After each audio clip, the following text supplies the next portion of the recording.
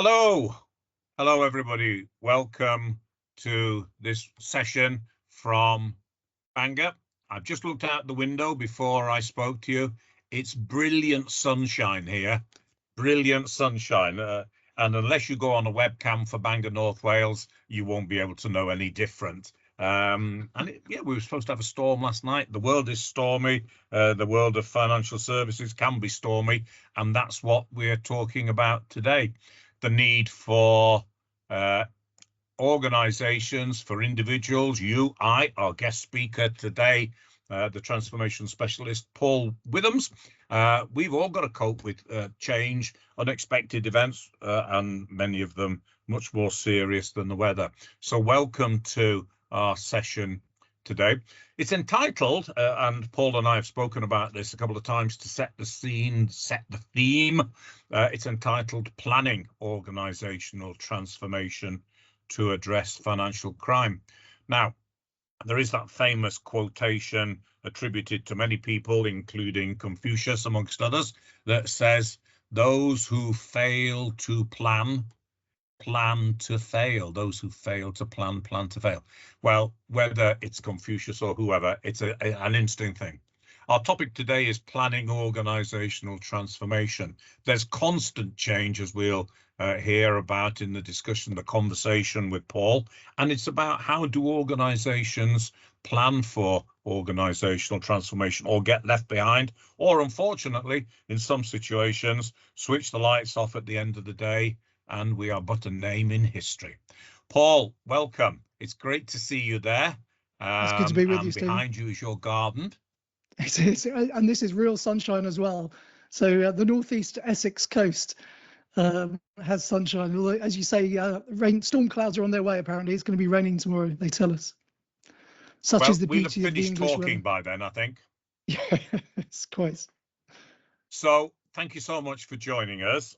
Paul, as will become clear, is a graduate of one of the executive education programs we offer here at Bangor, the Chartered Banker MBA. He'll say a little bit about that.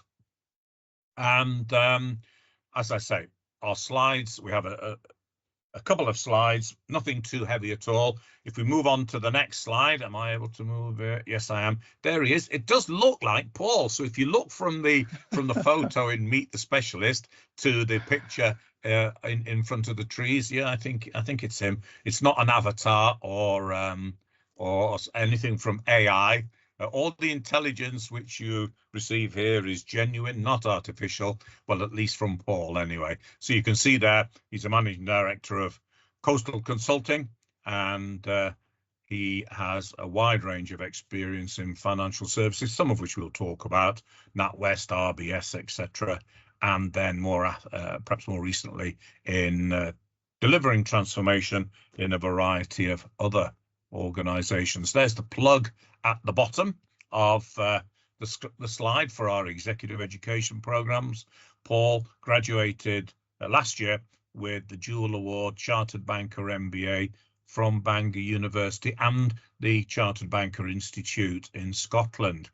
This is, on his part, giving back to Bangor as his alma mater, and to you all. But you'll see also there it says he's dedicated to philanthropy, including working with hospices for children.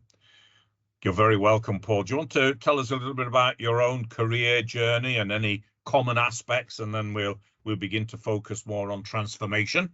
Yes, I'd be delighted to, and I'm glad with this slide on the photo I've passed your own know your customer check, KYC check, obviously very important there in financial services.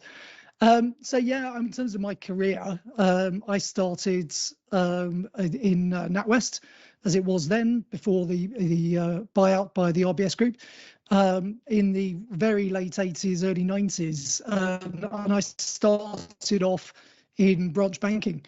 So literally on a teller, so someone sitting on the counter, and then moved my way through in what those days was banking was replicated in every branch. And when I say replicated, I mean everything from clearly the branch, but things like foreign services and lending and so on and so forth. So all those disciplines, this is before centralization. So a very good grounding, I guess, in terms of what banking was about, and also the real impact on the customer, because the customer belonged to that branch, and you serve them well as a result.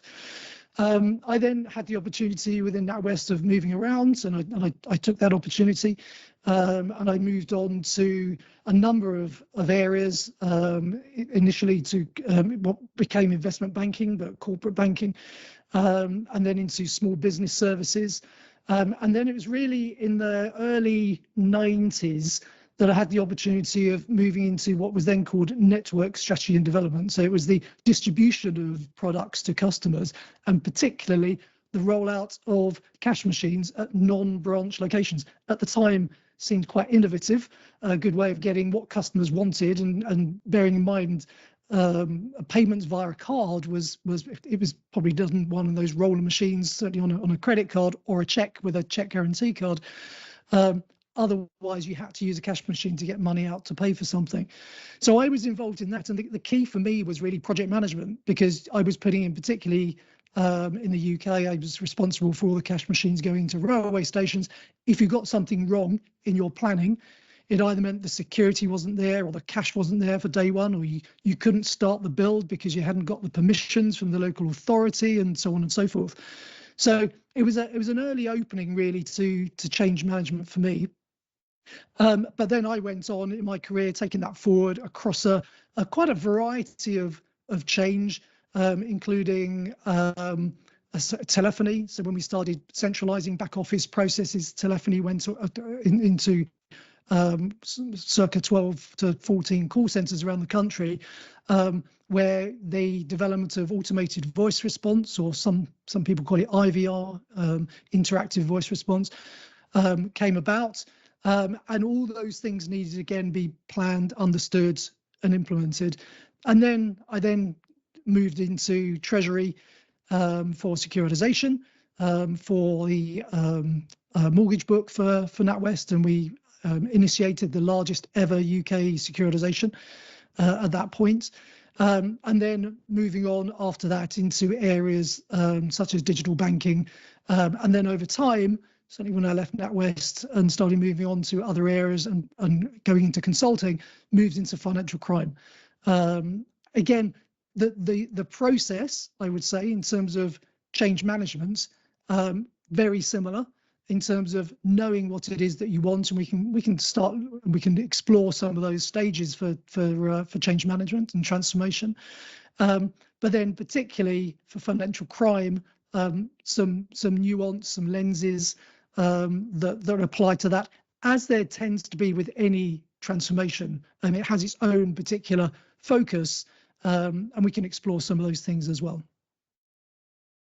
Great. Well, what a wide-ranging background, and I'm sure that there'll be few people listening who are current students, previous graduates, people interested in the program, and other professionals will be able to relate to not necessarily every aspect, although some of them as customers themselves, but to many of those. I'll just clarify, when Paul said in consulting he moved into financial crime, I'm pretty sure he meant into the prevention of financial crime, but we won't fall out about that. That's either that or I'm oversharing. No, you're absolutely right, and it's a term that's often used about working in financial crime, but you're absolutely right. It's all about the regrettably ongoing battle against financial crime. I was talking to a police constable just a month ago, and he was saying, quite rightly, you rarely hear these days of armed robberies taking place, and you know what a good thing that is. The old days of the pay van being hit by people with masks on and guns and so on, because the crooks have realised it's a lot less risky for them to move on to financial crime. And certainly, if customers of banks and financial services can be tricked into thinking that they're giving money to bona fide areas, then how much easier is it for them to get away with that? So, yeah, regrettably, it is a growth industry. But thank you Cheers, for the and clarification, Stephen.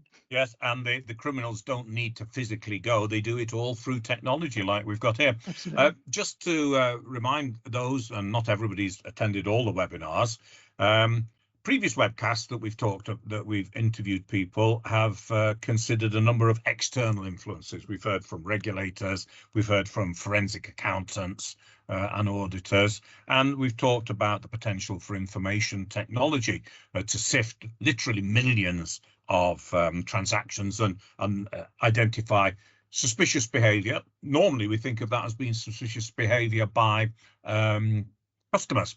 Of course, it could equally be suspicious behaviour by employees if they're misusing the systems. Today, we're talking largely about internal influences, the transformation across national cultures. And that's my time to say that as Paul and I were preparing to come online with you, I did a quick review of the countries that are present in today's webinar, and there are at least 23 separate countries, and those could be separate cultures.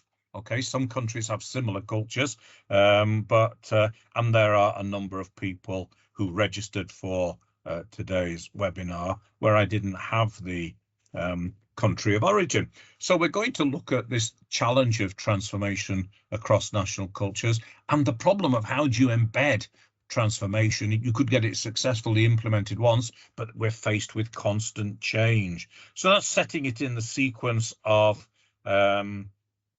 the other webinars if you've attended them. You picked up on, Paul, the question of financial crime and whether it has any particular challenges for managing change and transforming the way that an organisation operates, and indeed the staff, the employees operate. Is there anything particular about financial crime which is different to transforming an organisation? Technically, I suppose all organisations face the threat of financial crime. Yeah, they do, and at one level, I'd say no. In terms of the challenges that need to be overcome and the path to success for transformation of financial crime are similar to the need for transformation in organisations generally. So we can step through some of those areas, but in terms of financial crime, particularly, it is often driven by regulatory demands. Thereby is an interesting area, really, an interesting topic of how much should the regulator be driving it rather than firms themselves. Clearly, if a firm is losing money, that will absolutely be a big area to focus on, because it's costing them on their balance sheet. So there's a business driver for it. But the trouble with regulatory change is it's often resisted by firms because it costs, and regulatory change is expensive. And it's often known as mandatory change in transformation, so rather than investment change. But what you frequently find with regard to the regulatory side is that if the regulator, if something, a bad event happens, and this can be on a local event, it could be one organisation, or certainly even a global, the first question that's asked is, where was the regulator? Why wasn't the regulator spotting this? Why weren't they doing something? So it is an age-old problem of balance between the parent-child relationship, almost, the regulator having to take the parental view. But I think organisations need to demonstrate, and customers expect now as well, to be kept safe. And we need to make sure that we really do understand our business and our customers. And I think, to your point around anything peculiar about financial crime, that is a big focus. So it starts off with any change management of knowing what they call the as-is position. And that's often used in a business analytical term of what does your current landscape look like? But in financial crime, or moreover in terms of financial services, you need to know what your book looks like, what your customers look like, what their profiles are, and you also need to know what your organizational risk appetite is as well. You could take an approach as a firm that you lock everything down, you take no risk whatsoever, but you'd pretty soon realize that actually you're losing market share, And it's costing you a lot as well, because you could be double, triple checking, where actually you could take a risk-based approach that is fair and reasonable. And thereby is a challenge. Sorry, Stephen. Go ahead. And I was going to say thereby lies another challenge with regulators. And I experienced this certainly on the senior manager regime, which I was the program manager for the NatWest RBS Group, is that the regulator themselves sometimes aren't too sure exactly what they expect. And certainly when that regulation was a white paper, and it was early fundamentals that were being discussed with the industry, that was being reviewed, and that came out quite clearly from the UK regulator that they were listening, because they wanted to make sure they got the right balance between controls and what they expected to happen as a result of those. But what you often find with the regulatory expectation is that it's the words that are used by the regulator are things like reasonable. So you must take reasonable steps and appropriate steps. Now you then ask the regulator, can you please define that? And they will say no, more often than not. And that's a global thing as well. That's not just constrained to the UK, because one of the reasons being they don't want back to that parental-child relationship. They don't want to be laying out exactly what has to be done, so someone can spend their time trying to work around the rules and look for that arbitrage, that small change in compared with their competitors, where they can potentially get around the rule. What the regulator is looking for at the end of the day is for you to know your business, to understand the market you're working in, understand the customers you've got, and make the appropriate changes of what would be reasonable to the regulator and to, I suppose, ultimately the general public. And we look at some of the financial crises, and this is an area that certainly the MBA looked at as well with Bangor. You look at that about expectation change. So after financial crises, how did, not just countries, but globally, what was the difference in approach that was taken? Perhaps people, certainly the deregulation that had happened before the global financial crisis, people then realised actually perhaps we were a little bit too lenient, and we gave organisations a little bit too much of an easy life, rather than having stronger demands on them.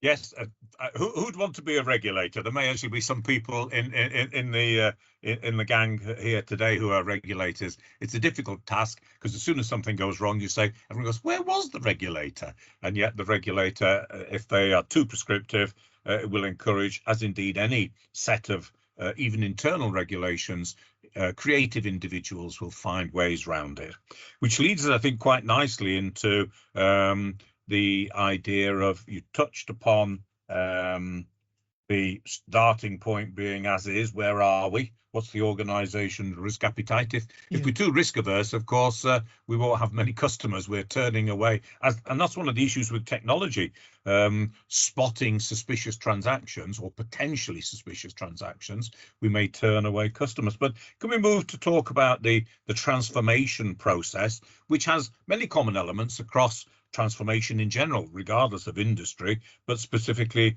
with regard to financial services? How do we create an effective, we could talk about efficient, but also an effective transformation process? We could throw lots of resource at it and be very effective, but it wouldn't be efficient. What are the key stages and the key internal roles, Paul? So we could have probably days of discussion around transformation as a topic in itself. Ultimately, I would say they sum up in terms of methodology into two main categories. One is waterfall, which is that you go through certain stages and you move on to the next stage after the previous one has completed.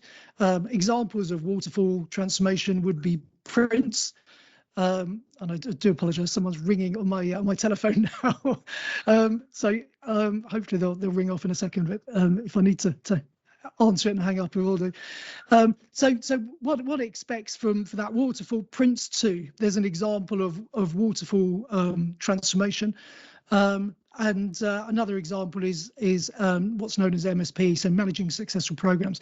But they take a very structured approach, starting with what the requirements are at the beginning, making sure you've got sponsorship, making sure you've got funding, and then prioritization of what those requirements are, and moving through all the way through to, well, the early days when I was at NatWest used to chunk that up into 4 stages of decide.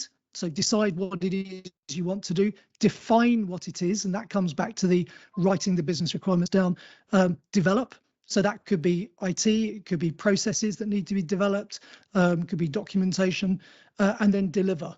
And then deliver could include testing, but it could also be training of individuals, and so on and so forth. And then what I would say at the end of that as well is a review period. So lessons learned. I'd probably just the 4 Ds that NatWest used to use back in the 90s. But so that's waterfall, one approach. Another is agile, that many will have heard of, and it gets a good press in terms of being flexible. That the idea being you don't have a very long planning window, which sometimes it can be a year, 2 years for a large project. You actually have a planning period of perhaps 90 days.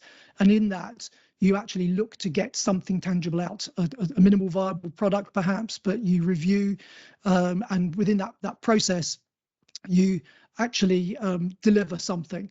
Now, what I would say is that in financial services, that can be quite difficult to actually do that. An example I would give on an assignment I had when we're delivering a change to account opening online, and one of our deliverables in that 90-day period was an address capture field, which was great in itself, and it looked really nice on screen, but you couldn't roll the product out because it wouldn't be much of an account opening process if you just captured the customer's name and their address and then said, could you come back in a couple of months when we've actually got the next part of the flow of the screen ready?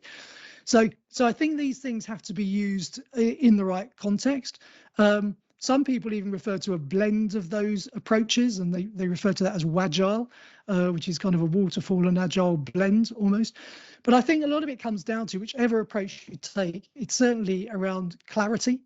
It's about being clear of what the purpose of the change is, what you're looking to do, and clarity of communication as well, both internally to the business that you're supporting, but also to the customer often as well. It's about sponsorship and engagement, and people often think sponsorship is around senior level and making sure the money's there, but it's far more than that. At one level, it's around ongoing senior sponsorship. So when you do come across problems and challenges, and you will, whatever transformation you're trying to do, you've got senior representation there that will actually take it forward and own the problem and help you resolve it, rather than just say, well, we'll come back in a month and see how you've got on. But that sponsorship and engagement has to be at a business level as well. You have to have people who are going to own and run this involved in the program. If you have change management transformation where people are the recipients of that change rather than participants, you can almost guarantee that when it comes to the implementation, the individuals are either not getting what they need, or that the life has moved on, their business has moved on, and the actual benefits that were expected are not as were expected. I remember many years ago in NatWest, the description of that relationship of the involvement was described as bacon and eggs. In bacon and eggs, the chicken is involved, but the pig is committed. And I think if you've got someone that's involved in a process, it's very different to actually being committed into it and feeling that you've helped write those requirements, you've approved what was being built, you've made sure it really worked for you, and you can see the outcome really will help you run your business and give a better customer service as well. Yes, absolutely. Wagile. Oh dear me, we come up with these awful abbreviations, don't we? But yeah, the 4 Ds, and not forgetting to review things at the end of it. Of course, one of the things you talked about, the waterfall approach may take 1 to 2 years, or historically might have done, and the agile approach to come up with a minimal viable product.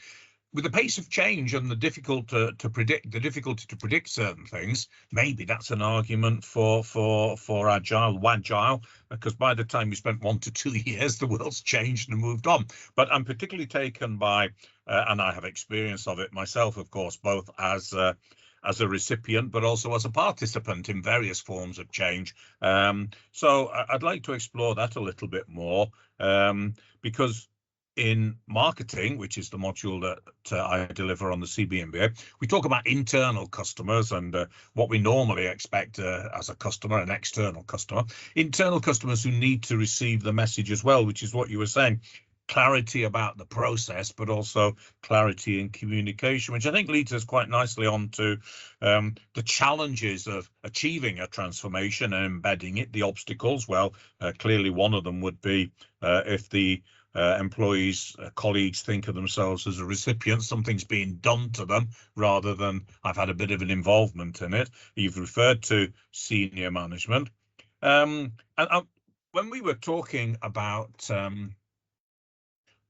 preparing for this, you used the phrase pivoting. So if we can talk a little bit about some of the challenges of embedding change and transformation and the need to pivot, because as we've just said, in a 1 to 2 year period, there's change upon change, and where we thought we were going, we have to change yet further.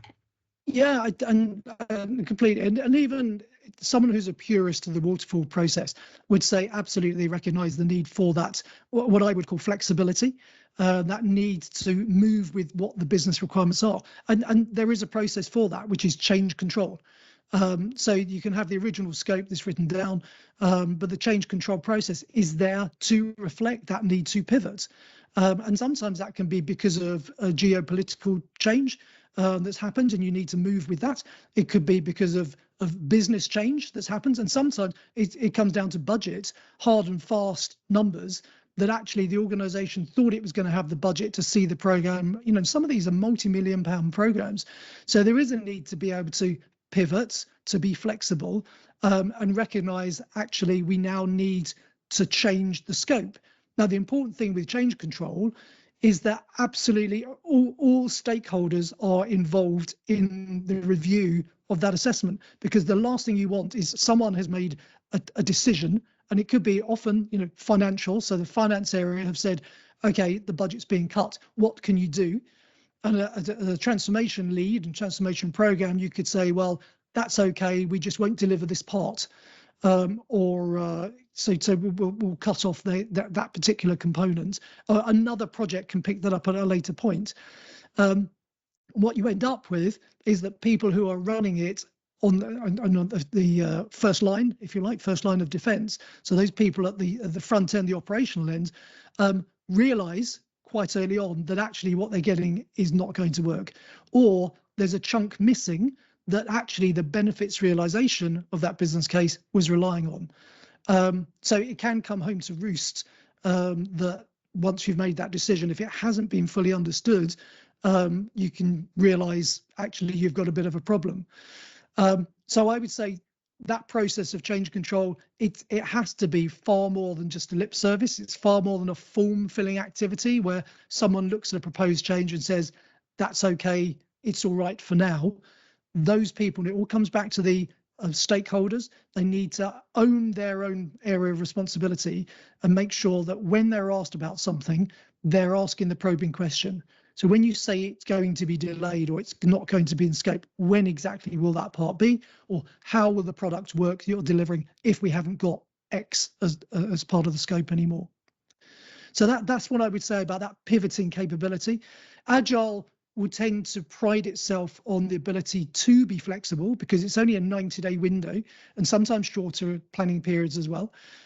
So it has that ability to look and say, well, okay, that's all right. The problem you also have, particularly in financial services, is business areas. So the finance team will often look to expect the benefits to be available at a certain point, and if you've got a 1 year budget, they tend to budget in annual cycles.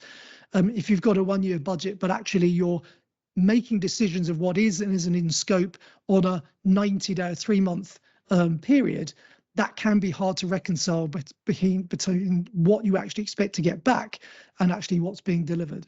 And the risk of that sometimes within Agile can be you've done your 3-month increments, but actually at the end of that, so four lots of those 12 months later, have you actually got the full financial benefit that you thought you were going to get?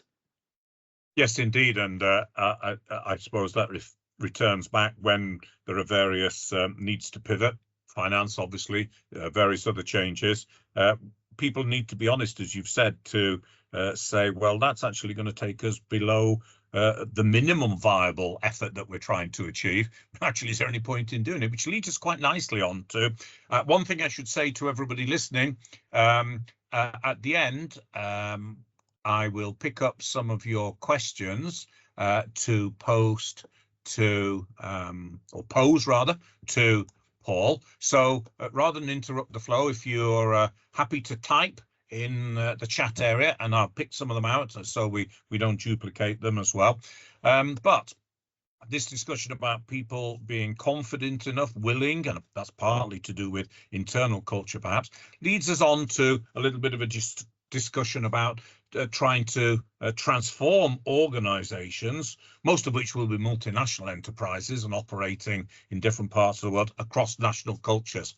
This is not a lecture. This is merely just some points for you to read afterwards. But there is a model that talks about, there are several models. The one I'm just sharing with you briefly for you to reflect on afterwards is about when there are differences between cultures.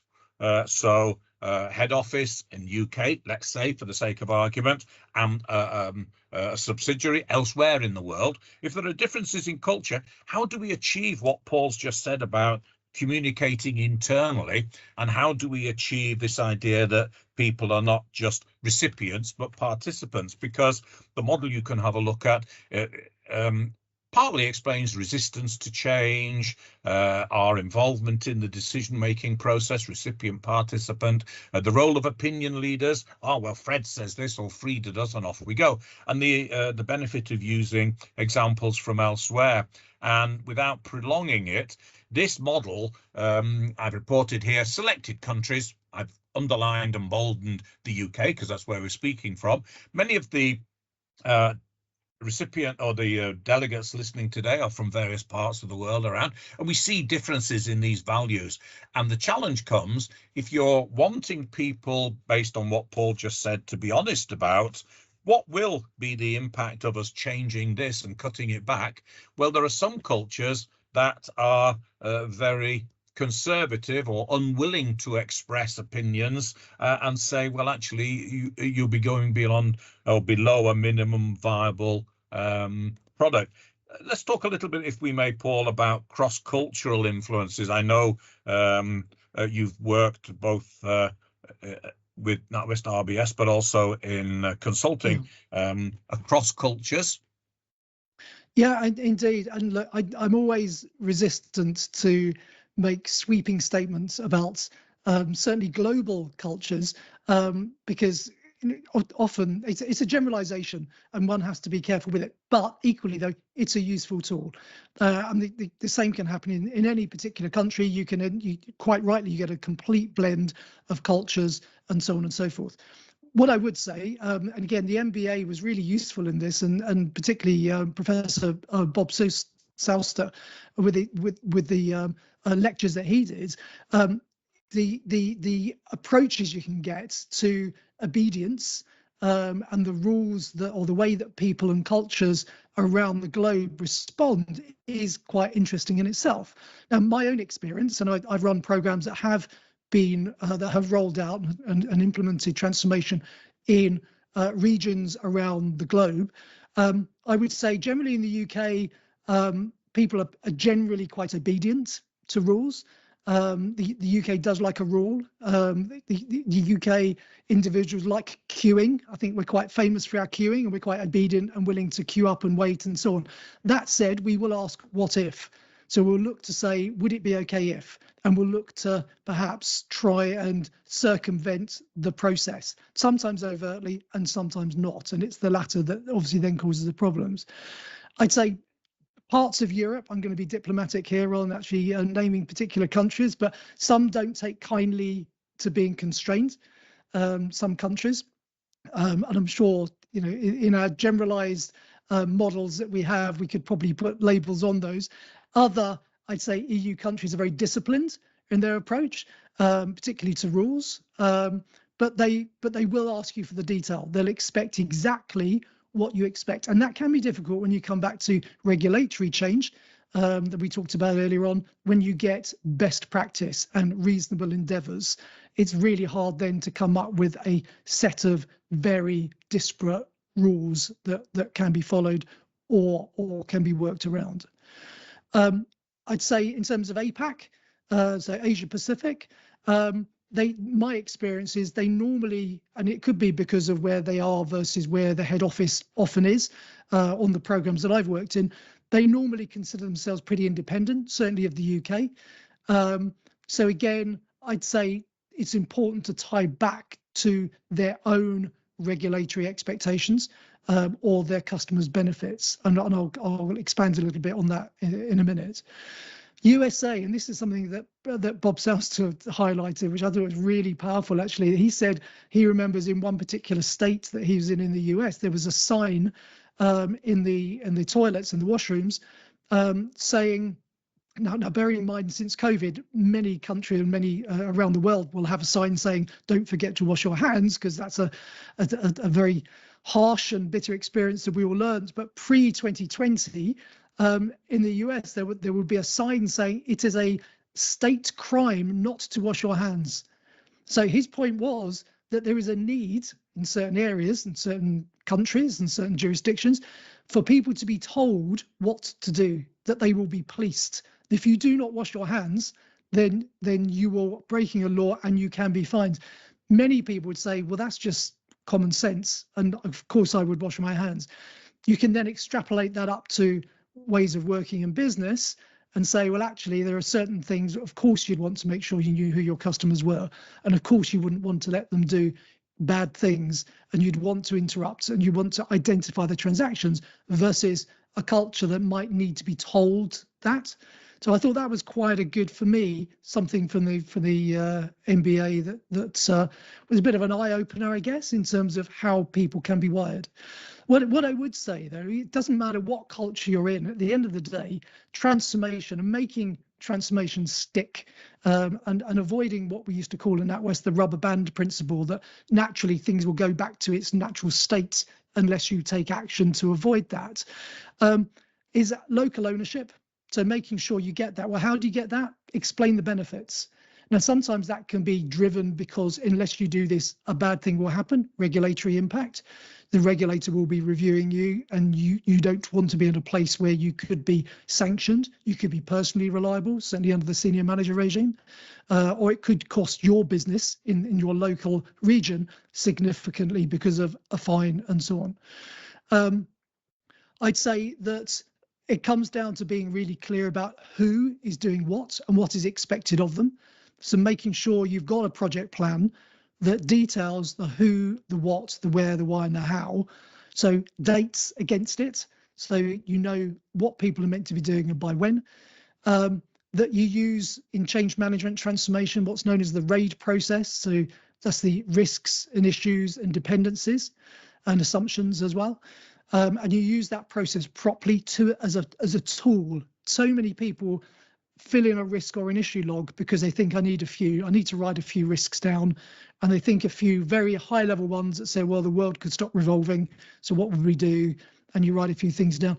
The RAID log is a tool for you to manage the concerns you've got and things that you do not know are fact that might come up, and more importantly, the mitigation you need to be undertaken to avoid that turning into an issue, and in other words, an actual fact.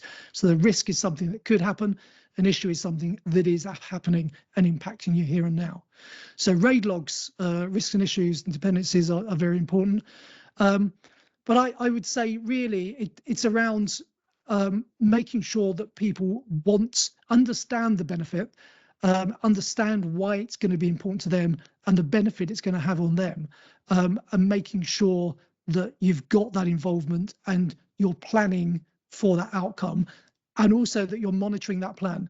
So if you think there's a risk or you get a a feeling that something isn't progressing as it should be, then use your instinct. So get curious. We used to say as well, inspect what you expect.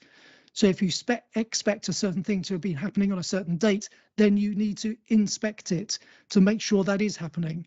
And you ask the people, could you give me an update on that? And you'll be amazed how many people who are resistant to providing you with updates or sharing their plans are in fact the people that really need to be doing it, because they haven't got the progress that they need to achieve the agreed deadline for it. I particularly like the idea of being curious. All my educational life, I've tried to encourage students to be curious about all sorts of things. Not because curiosity killed the cat, but because it opens up all sorts. You've touched nicely, linking into the final part that we said we'd talk about, you and I, and then we'll open it up for questions. That was about the benefit of a process. We titled our conversation planning. We've touched on many aspects of that, including inspecting what you expect and RAID and waterfall and various things. But you've touched very kindly on aspects of your studies with Bangor and the CBI. So very appreciative of that. But just to close this part, if you were able to talk about your own emphasis, both in professional work, but also in your own studies, because there'll be people here thinking about, oh, I wonder how you juggle all of that with a busy work life. Your emphasis on the centrality of planning and prioritization of effort was what we talked about when we had a chat a week or so ago. Yeah, there are, again, lots of different models that are available around that whole, how to prioritize at a personal level. And I certainly don't always get it right, but I remember many years ago, the director of telephony saying to me, it's about rocks, pebbles and sand in a jar. I'm sure many people have heard of this analogy, but you have an empty jar and it's how you fit all of the content of the rocks and the pebbles in. And you start actually by putting the rocks in, and they're the really important things in your life that need to be happening. The less important things but need to be done are the pebbles, and they can fit in. If you imagine you've got the rocks in there, the pebbles can go into some of the gaps, and the sand is the activity that actually can fill in the smaller gaps that goes around there as you tip in the sand, and you fill your jar up accordingly. Now you get it wrong. If you put all the sand in first, you're not going to get any rocks in because it's full of sands, and suddenly you've missed the important things. Now, of course, the trick is who's the judge of what's a rock and what's a pebble and what's a sand item. And I'm sure that there'll be times where we do get it wrong, and we get caught out by it. But I would say, and perhaps it's a transformation trait of people that are in transformation, but that lessons learned, that constant review and reflection of, am I getting it right? Have I got the right balance? And listening. So again, many years ago, I was taught we have 2 ears and 1 mouth for a reason. We should listen more than we talk. The fact that you can listen, and if you got on the home life, back to the study and how you fit all that in, if you've got the home life saying, well, look, how are you going to get all that studying done? I'm concerned about. Then have a conversation and say, well, what is it that's important? So it could be that you agree Saturdays are not an option, that actually Sunday you can have your studying. What I used to do, I used to get up quite early. So Mrs. Withams quite enjoys her sleep, her rest and recuperation. So I would get up early on a weekend, on a Saturday. I'd set my alarm and I'd come down and do a couple of hours work. I would also use my train travel. I had quite a lengthy commute, and I would use my train travel to listen. And that was the beauty of the Bangor model for the MBA, is that the modules were there to be listened to. And I'll admit, sometimes I would nod off on the train, and then that wasn't a problem, because my walk to the office, I could rewind the module and listen as I walked along the streets of London, and pick up again. And then on the way home, I'd write my notes based on that. And then we'd have the live webinar where you had the opportunity to contribute as well. So I would say it is about prioritization. It's about balancing. I think the same is when you're doing transformation in the workplace as well. It's about making sure you know what the key items are. And those milestones, as we refer to them in planning terminology, are important. You can give those milestones different levels. So criticality, at level 1 milestone is more important than a level 2 and a level 3. And that way you can create your plan that rolls up, that you can see, okay, just show me the top level things in a deliverable in the business that says deliver, deliver, deliver. And then you can see the things that support those by rolling the plan back down again into the lower level. And I used to do the same with my MBA studies. I used to know by certain points I wanted to have got my assignments written by this point. And in order to do that, I know that I need to have the first draft of a particular assignment sketched out by a certain point, and then the first draft written, and then the first draft reviewed, and so on. So I would roll that back, I guess, and I'd use the tools that I used to use in my workplace to plan my world. Did I get it right? No, I didn't. I still look back and think some things I could have done differently and better. But it does take a discipline, and I guess on the Bangor, on the MBA front, if these things were easy, they wouldn't be worth getting. They wouldn't be worth pursuing. It's difficult, and what makes it attractive is because it's difficult.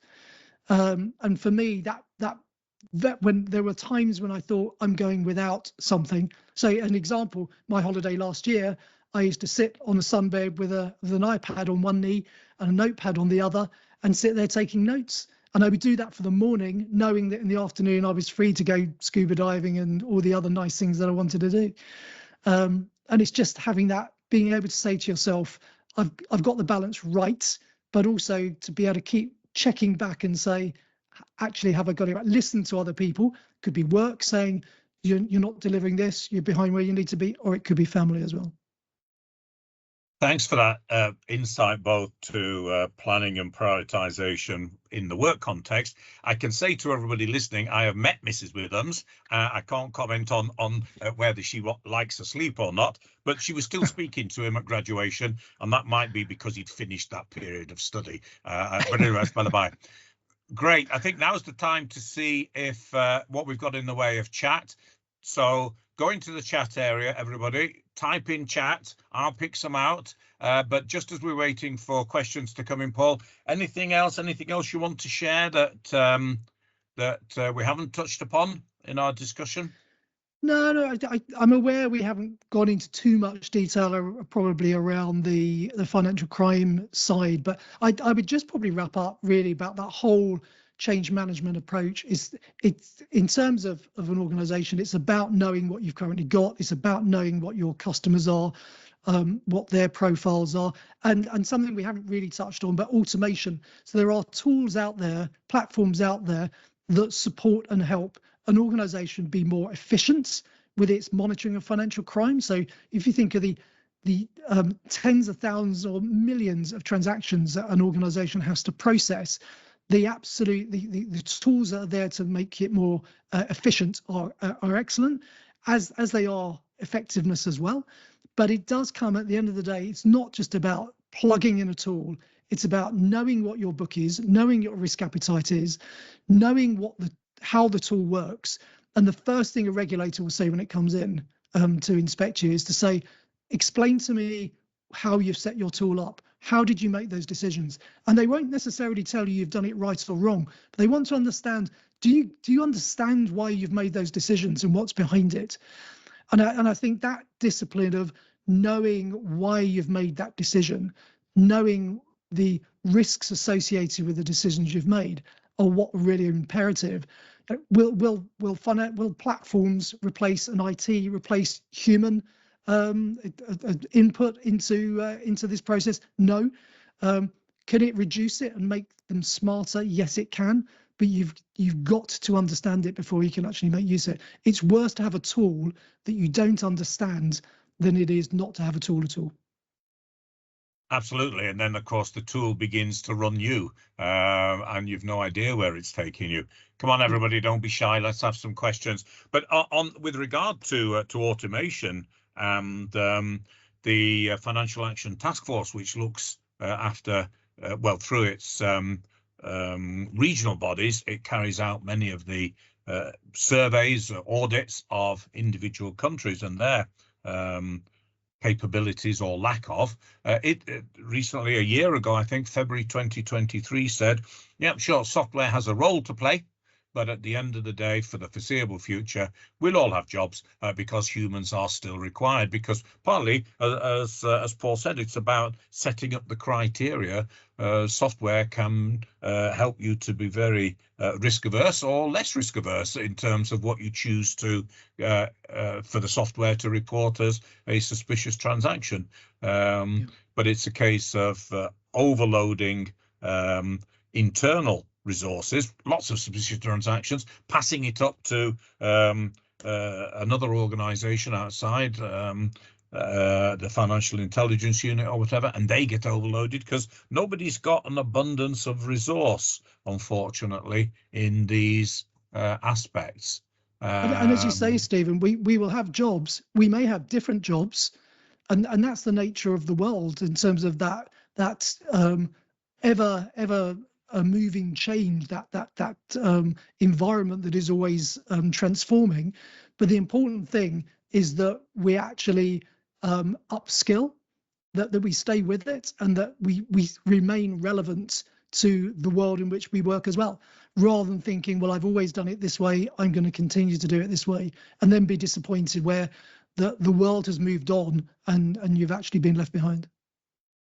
That's right. And a couple of quick quotations. One is attributed to, is it Albert Einstein, who says, if we keep on doing things exactly the way we've always done them, why would we expect there to be a different outcome?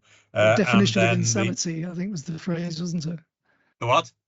The definition of insanity, I think, doing the same thing and expecting a different outcome. Absolutely. Yeah. And then the other one attributed to Bill Gates that says,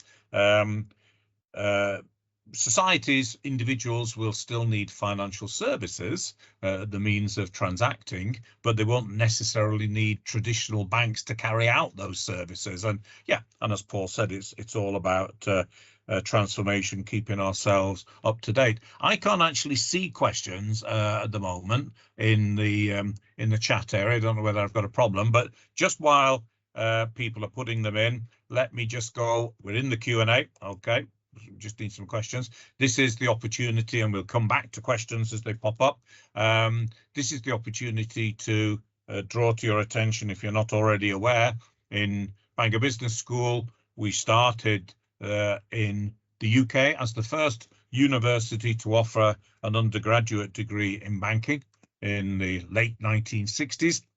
Since then, of course, we've developed a whole range of programs and research-based activity. Currently, we have two executive MBA, executive education MBAs, the Chartered Banker one, which is the one that Paul was talking about, and the Financial Crime and Compliance, launched in the last couple of years. And both of them are unique globally in having an MBA from a traditional university, our university, established in 1884, but also a recognised industry qualification, Chartered Banker in the Chartered Banker MBA, and Financial Intelligence Specialist in the Financial Crime and Compliance MBA. You can study individual modules, should you prefer to do that, to get a taster, because as Paul said, it's about striking a balance. Everybody's busy in work. We have a variety of different other demands or aspects to our life, including family, friends, etc., hobbies and interests. How do we strike that balance? And some people like to take a single module as a way to see, can I cope with this pattern of study? If I've been out of study for some time, can I fit it into my work-life schedule? I should have called that life-work schedule, shouldn't I? Because we're encouraged to put life before work these days. I don't know about that. Yeah, certainly we should. And just to finish that aspect off, and that's an interesting point, Stephen, as well, because my own personal circumstances, I didn't go through the university route. When I left school, I did A-level qualifications and then started work. And I always felt that university was beyond me. And it was really just encouragement I had from my wife, who herself had undertaken a BA in education, that she said, you should do this, and thought, well, Right. perhaps I could do this. And I would encourage anyone else, if they have the doubt, not only about the time which we've talked about, but I'd say about whether they're capable or not, I really would encourage people to do it. You are far more knowledgeable and experienced in the business, in industry, than you realise, and you can apply it and use this as an affirmation of that. Yes, that's absolutely right. And just to clarify, Mrs. Withams didn't encourage him to take it so she could get more sleep. But as he said, there are a number of people who, at a particular time when they were leaving school, university might not have been of interest. And of course, these days, in parallel to people coming straight from school to university, and then from undergraduate degree straight to master's degree, we have what's called modern apprenticeships. And modern apprenticeships, my own nephew decided he didn't want to go to university only, 6 years ago, and went into the world of work and works for, I think it's the US's largest medical negligence insurer. He's not a medic, but in the insurance area. So Paul was ahead of his time. He was a modern apprentice before we called them modern apprentices. And apprenticeships are not just vocationally based. So that's certainly the MBA, many people find, actually confirms and helps society at large and people in the industry to recognize the capabilities they already have, but have only demonstrated by doing. They haven't actually been able to add in a qualification to their portfolio, as well as learning some new aspects. So lifelong learning, when change is constant, we all need to have regular updates, and we partly do that on our programs, not only from input by workshop directors, but also by networking with peers who are from around the world. And as I said a little earlier, there are people here from 23 different countries at least. But again, as far as I can see in the chat area, Nick, can you just confirm, am I not up to date? I can't see any questions. I think Paul's covered everything they wanted. Can you see, Nick, or Shoned, any questions there? No, I don't think we have any questions at the moment. Okay, thanks. That's a sign of you've clarified everything, presented a very clear picture, which is not only relevant to financial crime, financial services industries, but other industries as well. We would do well in all industries, including higher education, to think about how we plan change. We face constant change in higher education as well. And these programs of executive education to people who are what we may call post-experience, they have work experience, they need updating, they need accreditation of the skills they already have by demonstration, are an increasing feature of higher education landscape around the world. The final thing to say is, if you haven't a question, and some people are not yet confident enough to share questions in an open forum, that's partly the thank you, Giampiero. The thing that Paul was just saying about confidence. Oh, how will I fare? How will I fit in with my peers? Many of them will be much more capable than I. No, we're all here to learn, including the facilitators of the program. I lecture on the program, and it's about sharing, and we all learn together. But I do recognise that not everyone's confident to put the hand up, raise a question, etc. So we have the facility. If you have something you wanted to ask Paul or make a point, you can email after the event, and we can raise that and find a way to provide feedback to you, but also to the group as a whole. One last call for any questions you have at this point in time. You can review the recording later, and that may also stimulate some questions once you've reflected on it. We're happy to receive, as I say, questions after the completion of the webinar. You can email there, you can see that on the site there. That's also a plug to say there are some scholarships available not for the whole program. The whole program doesn't cost 3,000, it costs more than that. But the final quote I have, I don't know who to attribute this to, that says, if you think the price of education is expensive, think about the cost of ignorance.